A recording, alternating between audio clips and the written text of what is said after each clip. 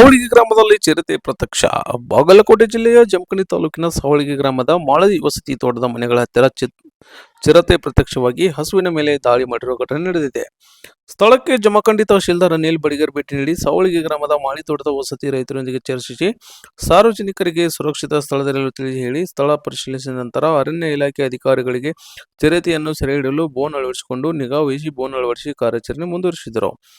ಇದೇ ಸಂದರ್ಭದಲ್ಲಿ ಸಾವಳಗಿ ಕಂದಾಯ ನಿರೀಕ್ಷಕ ಪ್ರಕಾಶ್ ಪವಾರ್, ಅರಣ್ಯ ಇಲಾಖೆ ಅಧಿಕಾರಿಗಳು ಮತ್ತು ಗ್ರಾಮದ ಪ್ರಮುಖರು ಇದ್ದರು. ವರದಿ ಮುತ್ತು ಮಹೇಶ್ ಪಡಿಗಿ, ಬಾಗಲಕೋಟೆ.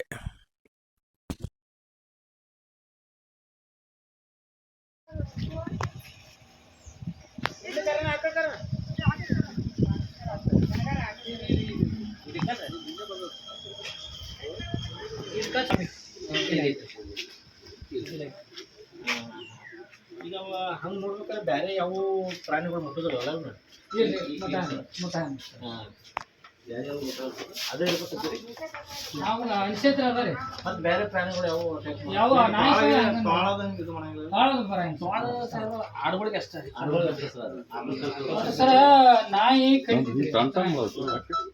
ಕಡವ್ರು ಇದ್ರಿಗೆ ಹೋಗಿ ಬೆಟ್ಟ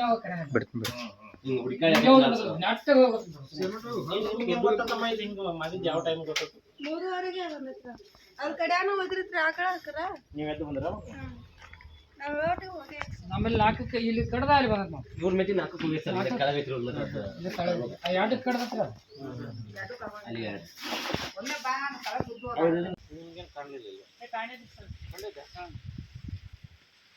ಕಟ್ಲಾಗ ನಮಗೆ ಗೊತ್ತಾಗಿಲ್ಲ ಲೈಟ್ ಇದ್ದಿಲ್ರಿ ಒಂದು ಸ್ವಲ್ಪ ಟೈಪ್